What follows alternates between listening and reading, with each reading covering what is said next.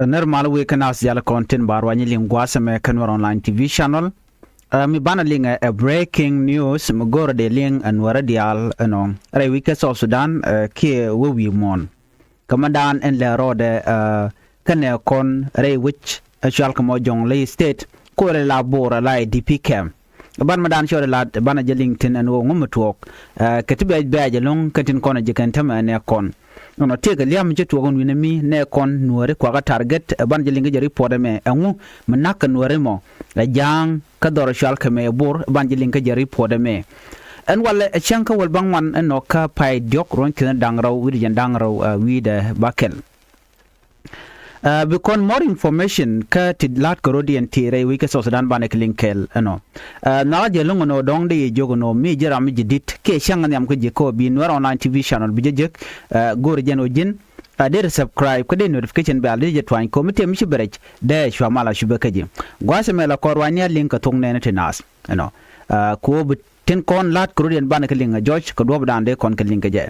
goro be subscribe ke bi notification bell bi jetwan ko muwa te information balarech be chwamala be kaye ke do badan shi information chik ben kaje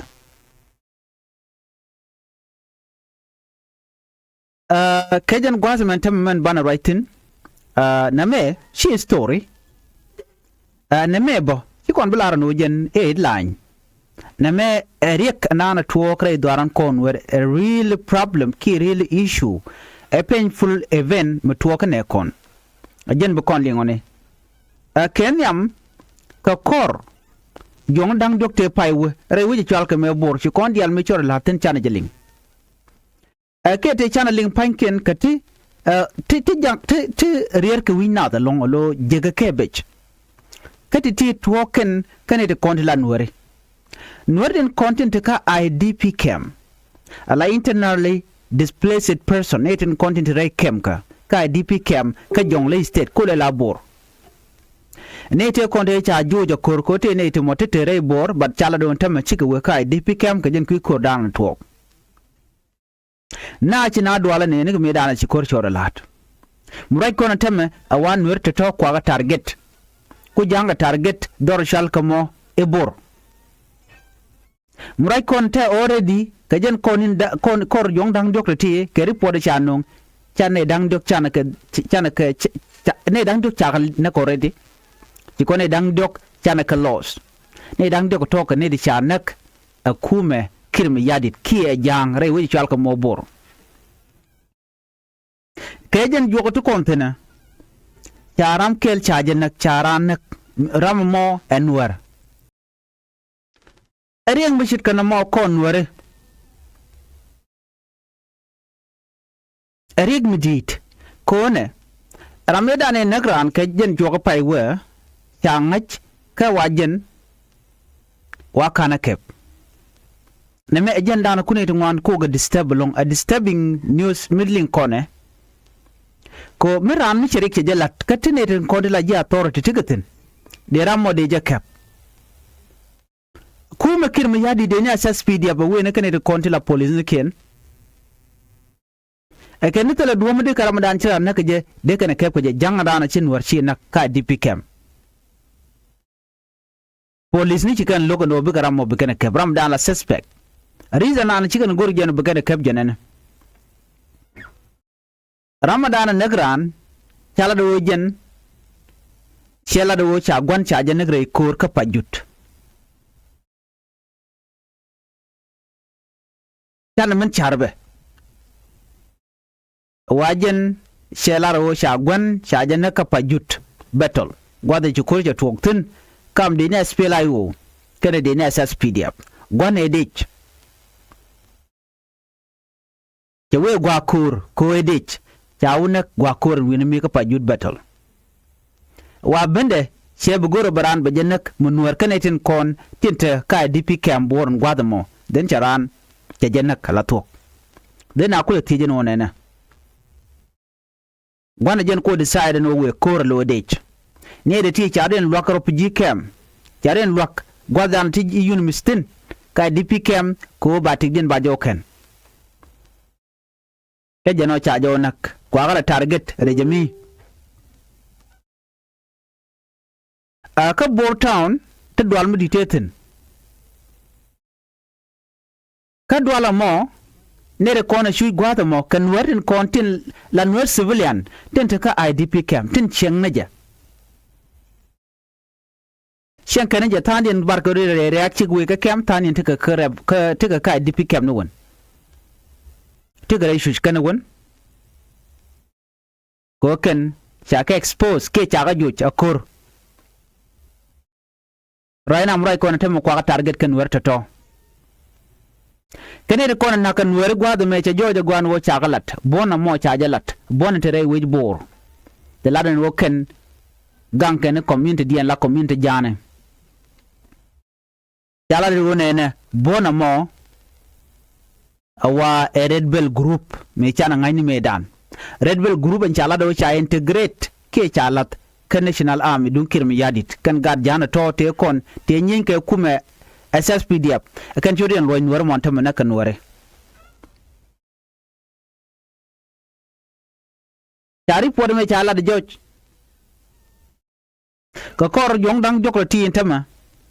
wa ci ke mut ke mu ke na kan wore ka ku kan wor kan ga target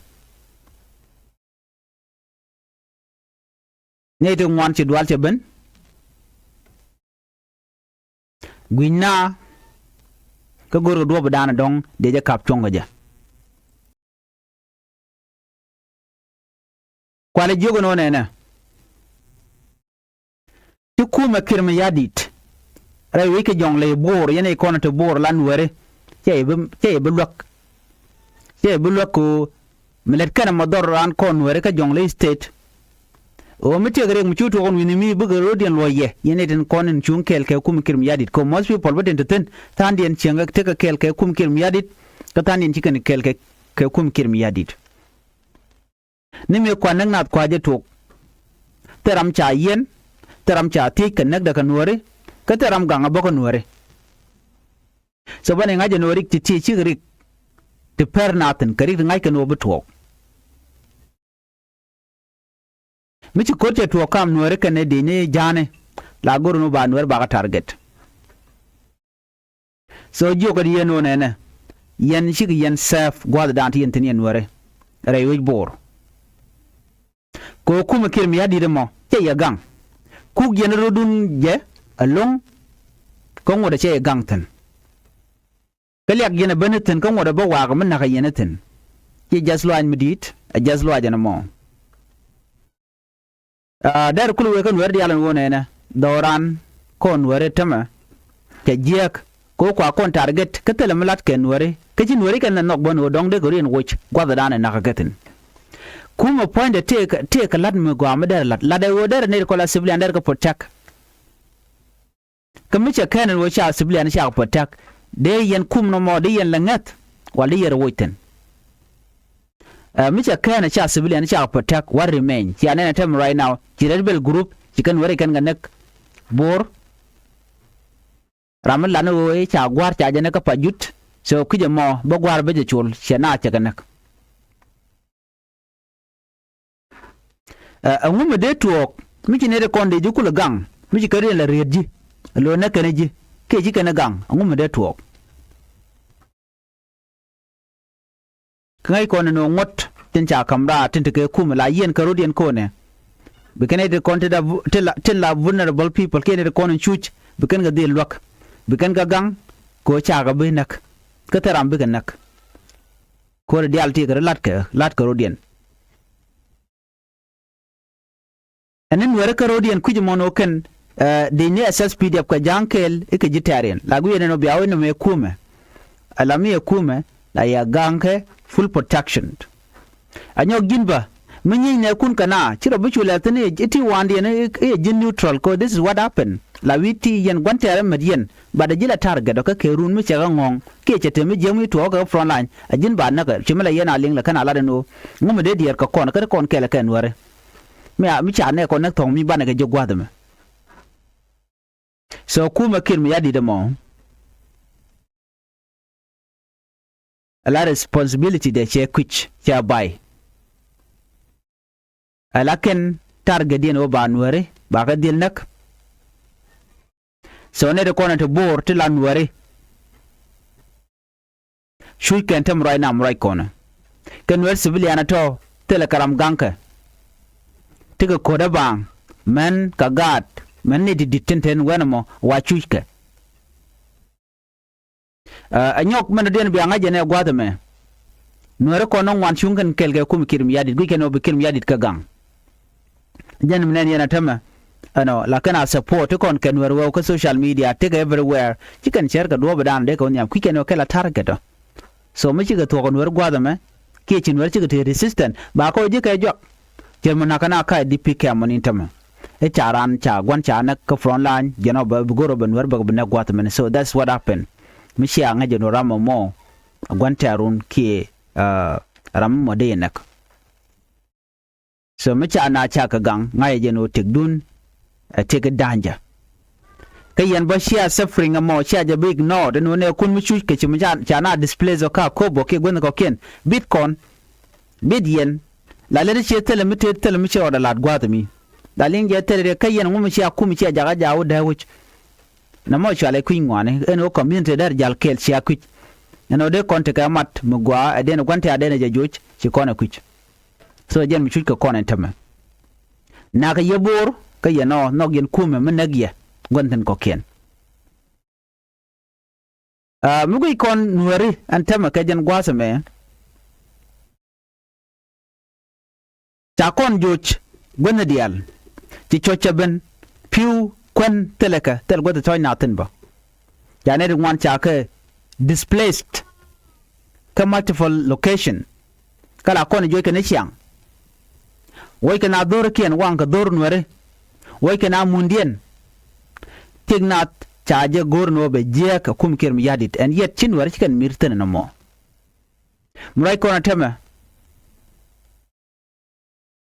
population war kele ujane kari pore chalat United Nation population kele che we ka border Ethiopia tanat kan wari ka ka refugee camp tigna ka je tigmu bej refugee camp ki Ethiopia refugee camp ki Uganda refugee camp ka Kenya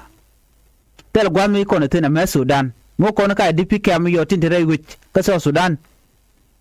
kon nga jo ko na tena jen mu ko na linga no boro tema na kana ta na kan werten mi je jala kat ba jek ba je nak ci ku me ram mo ce je beka ba jo ji ram mo jeng lo de ko cha gwan cha nak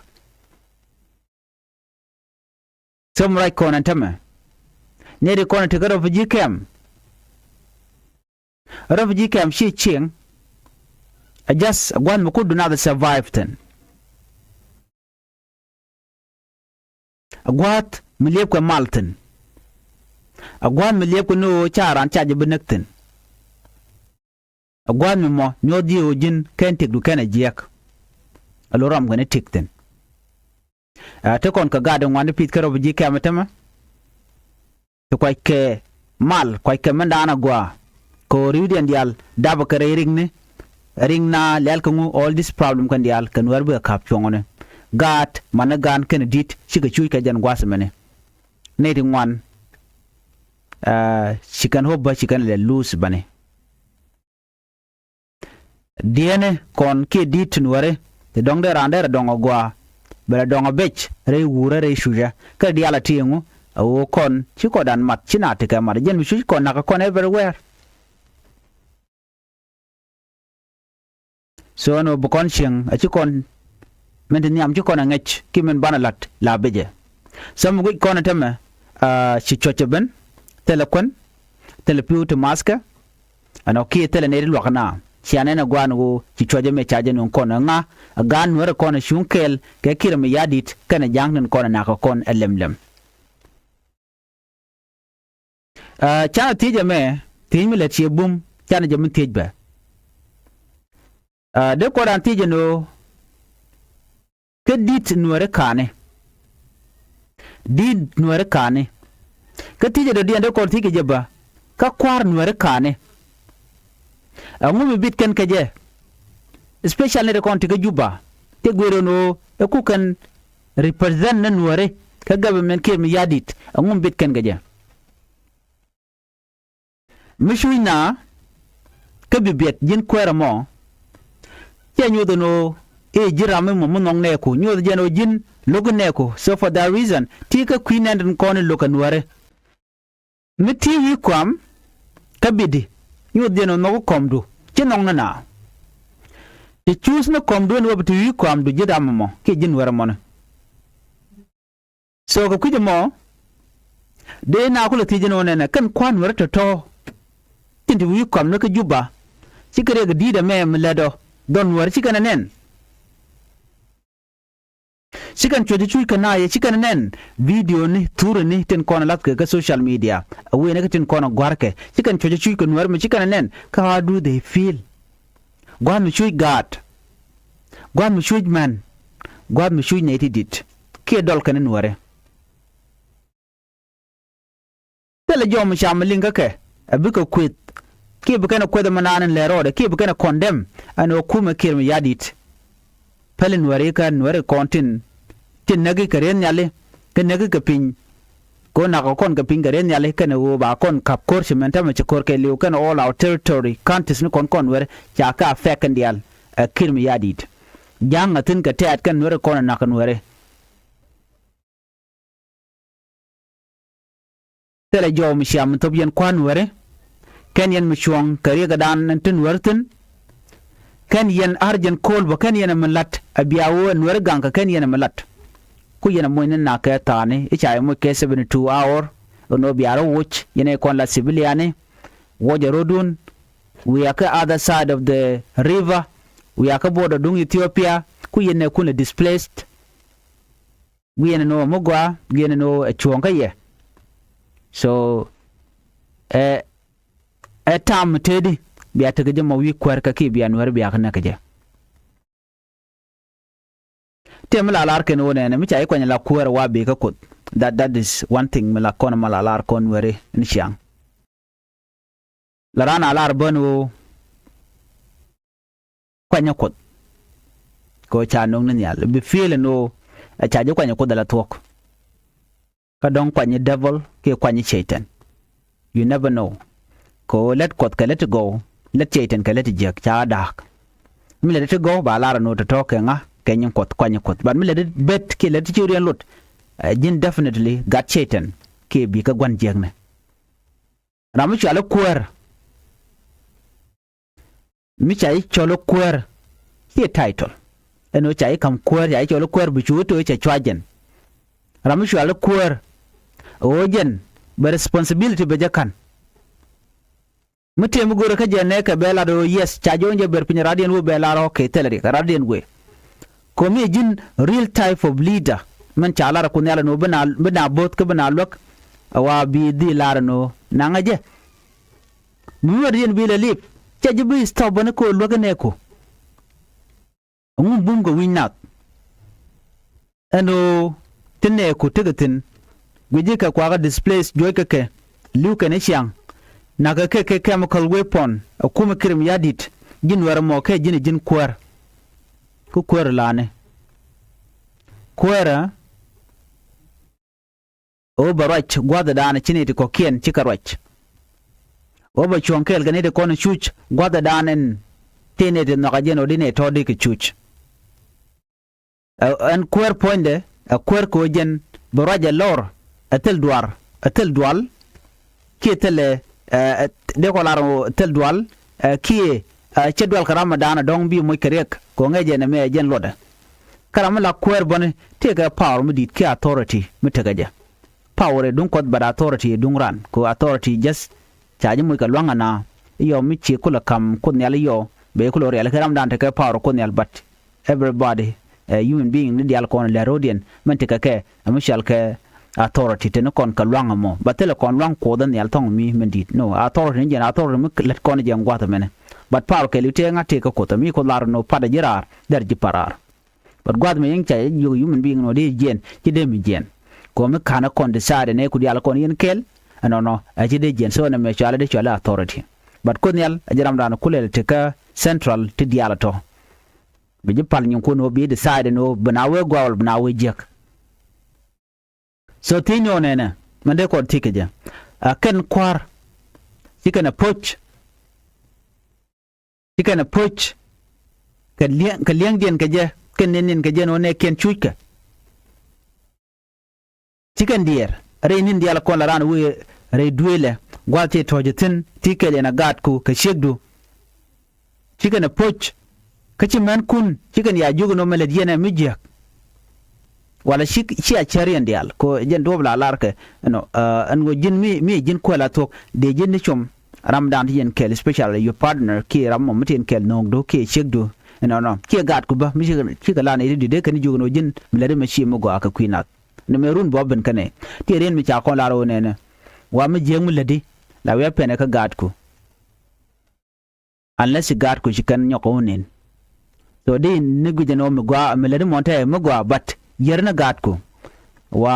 chumi jeng chen mo chola chu repeat ja la ko no mi chala ta gudon ki gur chu repeat ka jen gwat me mi shi ngaje no mi chala me dana mi jek bari no jin mu ku man dana chalat ku je nyoko mu gure je jen ba ko lar no che a jek yendial so gwat me chulna eno riga me che dengot ko mu wenyam ko kon were ano de ne den kon lat kiti jek de ga dil kap ka let kon ikan galat ne kon shan wer nak de ga dil tich akume United Nation ke de ga nan kai CC de ngo de galat goste gwada me men top ke long ta cha nang nuer mo